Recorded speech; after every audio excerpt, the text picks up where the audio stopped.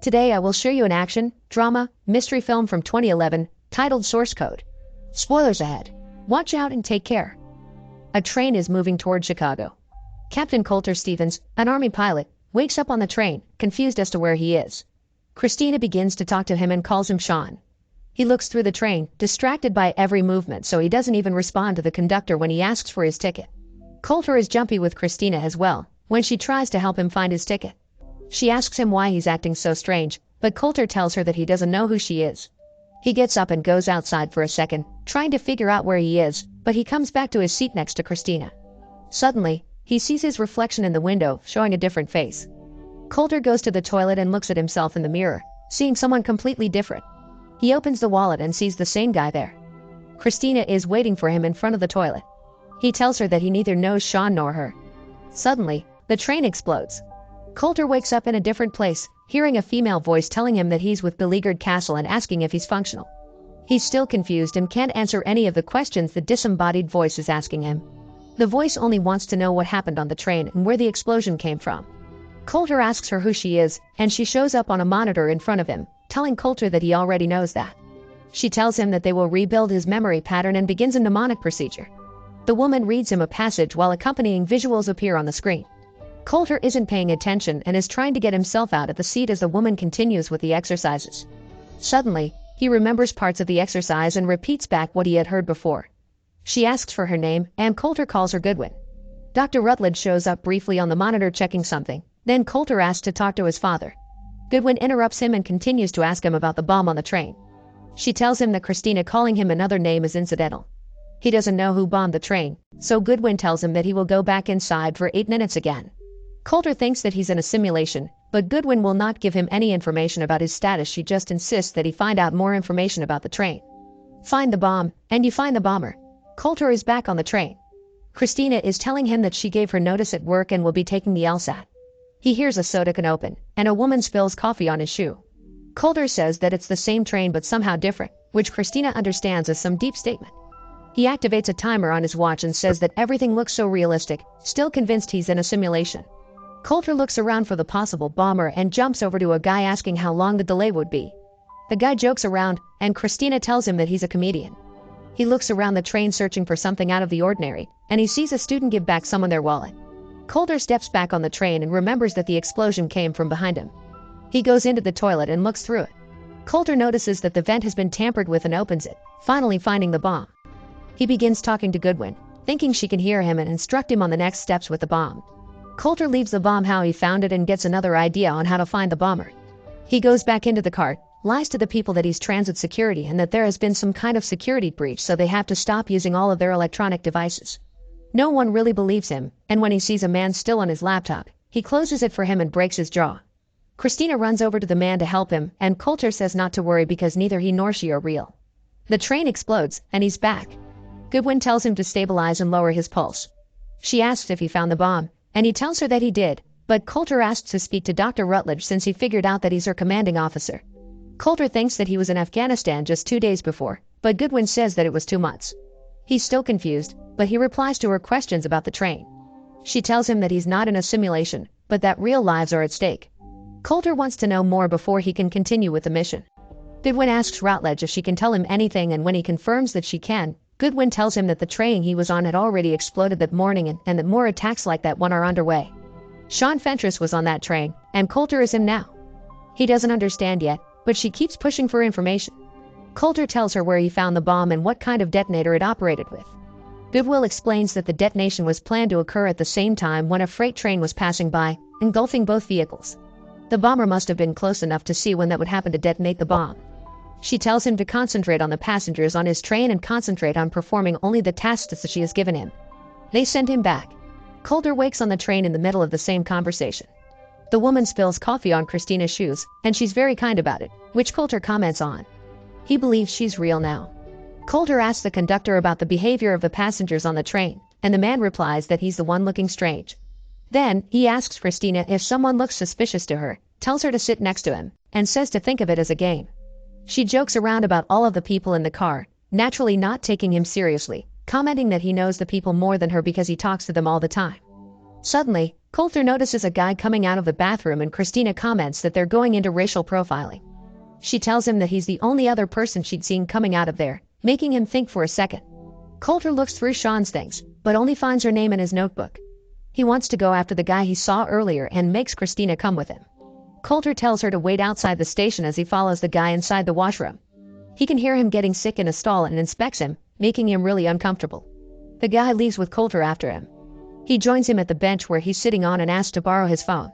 The guy asks to be left alone and leaves when Colter attacks him and keeps asking to see his phone. Suddenly, the bomb explodes and he thinks that the guy may be the bomber. Not completely convinced, he goes after him again and the man pushes him on the tracks. Colter doesn't get up in time and is hit by an oncoming train. He awakens in the other place, but neither can he hear beleaguered castle, nor they Colter. The place feels freezing cold and begins shutting down. The man working with Goodwin tells her that he's in trouble. Then they both go to see Rutledge, who tells them that no one has ever been in a situation like him before and that they should keep sending signals to him and see if he responds to any of them. Meanwhile, Colter finds a toolkit and manages to restart the power in the place where he's at. He begins hearing distorted voices, as Rutledge is sitting down on Goodwin's computer. Colter hears her reading the passage to him and calls out to her as Rutledge is preparing to leave. The doctor talks to him, telling him that he invented the thing he is inside of and confirms that he's in charge. As Colter tells him that he saved a passenger from the train, Goodwin comes back and continues the conversation. She tells him that saving the people on the train is outside of his mission. Colter insists that she survived, but Rutledge explains that she survived only in the source code. When asked by Colter what that means, he tries to simplify it for him. Source code is not a time travel machine, but something more similar to time reassignment. He can only go back there and report to what he has seen in a kind of parallel reality, through the eyes of Sean Fentress, who is his link. Colter insists that he saved someone, so Goodwin asks for her name and looks for her online. She tells Colter that Christina died that morning on the train. He still doesn't understand, but they need to send him back again because there is a second suspected attack in the center of Chicago. They think that this time the bombers will activate a dirty bomb, so the city is being evacuated. The army thinks that if he can find who bombed the train, the second attack might be prevented. Before they send him back, Goodwin tells him about a handgun he can find on the train. She authorizes him to use every force necessary. When Colter wakes up on the train, he's very disappointed to see Christina there. They talk a little and it's apparent that he's slowly falling in love with her. Colter has a mission though and he gets up to achieve it. He goes looking for the gun and finds it exactly where Goodwin told him it would be. Unfortunately, the conductor catches him getting into the safe with the gun. He points the gun at him when the second conductor electrocutes him. Colter wakes up on the train again, only to see Christina next to him asking what he was doing. He doesn't know what to tell her and knows he's running out of time, so he asks her what she would do if she only had 1 minute left to live. Colter tells her that he would call his dad and tell him he's sorry. Christina tells him that everything is going to be okay as the bomb explodes on the train again. Before he wakes up in the other place, Colter has some strange visions involving Christina. He tells Goodwin that the gun wasn't the best idea and that he wants to speak to his dad. She brushes him off, saying that she will try to do that. Colter asks her how he is doing because he doesn't understand the process. She moves aside to show him where he is being kept and tells him that she hasn't been on the other side of the source code because the specifications are tremendously narrow for a viable candidate. Goodwin doesn't want to waste more time, and after she assures him that he's doing good, sends him back to check through the passengers' things. Colter is back at the train and gets to it faster. He draws the military patch that Goodwin has shown him when Christina approaches him. Colter asks her to look for his friend that disappeared in Afghanistan and gives her his real name to search for. Suddenly, he becomes suspicious of a guy talking on the phone. He goes over to him and searches through his bag, looking for something. Colter notices that a woman has a bag from an army medical center and goes up to talk to her. He asks her about the letters on the patch. She tells him that it stands for Air Force and at the end stands for Nellis. Colter asks her for her phone and calls Nellis Air Force Base.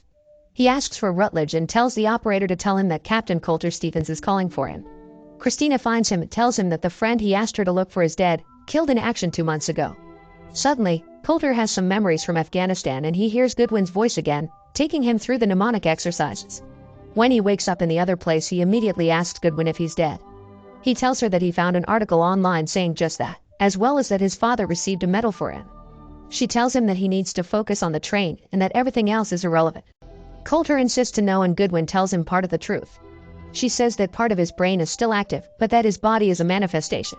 Colter asks if he's imagining that he's in the capsule and the thing begins to fall apart. She confirms that the capsule is also a manifestation and doesn't tell him where his actual body is being kept. Rutledge intervenes, saying that they need to send him back to the train so that he can prevent another attack. Colter still doesn't agree with the way the source code works and tells Rutledge that he called him from the train that morning. The doctor tells him that he didn't receive that call, and if he did, it would have been a different reality. The Rutledge receiving that call would be a different Routledge entirety. Colter needs more convincing, so the doctor tells him that the project was sanctioned by a military court. Furthermore, he tells the Air Force captain that many other soldiers would love the opportunity more preferable than death, having the possibility to continue serving their country. Colter's retort to that statement is that for many soldiers one death is service enough. Rutledge promises him that he will let him die if he finishes the mission. Before he sends him back on the train, Rutledge tells him that 2 million Americans depend on the success of their mission, and if he doesn't value his own life, he should value theirs. Then, Rutledge proceeds to take Colter back on the train over and over again with no rest period in between. He tells the soldier that they will keep doing it until he finds the bomber. Colter says that he can't do it, and Rutledge manipulates him into getting him where he needs Colter to be. He plays a recording of his father giving an interview after he died, feeling sorry that they never really understood each other. Colter tells Rutledge to send him back in. Colter is back on the train and goes straight for the gun, the bomb. He takes the detonator phone out from the bomb and calls the only phone number in its call log. A man answers as Colter moves through the train. He tells him to turn around, but the man in front of him hears him and turns. Colter sits next to him and threatens him with a gun, saying that he can't kill anyone. The man swears that he was talking to his wife, so he makes him call the phone again. Suddenly, another phone rings and he apologizes to him. He hears the phone outside and follows after the guy. He sees him putting his wallet back on the train and finally knows his name, Derek Frost. The door's closed, so he opens it with the emergency handle and jumps off so that he can go after him.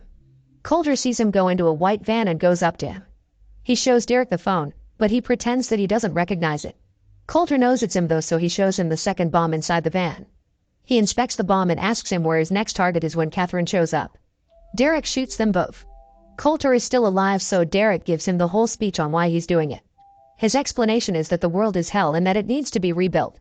For the world to be rebuilt, it needs to be destroyed. Derek gets in the van and leaves them there. The bomb in the train explodes regardless. When Colter transitions back to the capsule, he sees the images from before more clearly. Immediately as he comes back, he tells Goodwin and Rutledge about the bomber and the van he went into. He confirms that the second bomb is radioactive. Rutledge and Goodwin congratulate him and say that his mission is over. Before they leave him, he asks to be sent back to try to save the people before he dies. Meanwhile, the army arrests Derek Frost before he can detonate the second bomb. Rutledge gets validation from his superiors about his project, and Goodwin returns to talk to Colter. He talks about the possibilities of parallel realities and what different versions of people might be like there. Goodwin explains that he only saw shadows or afterimages of the people that died on the train.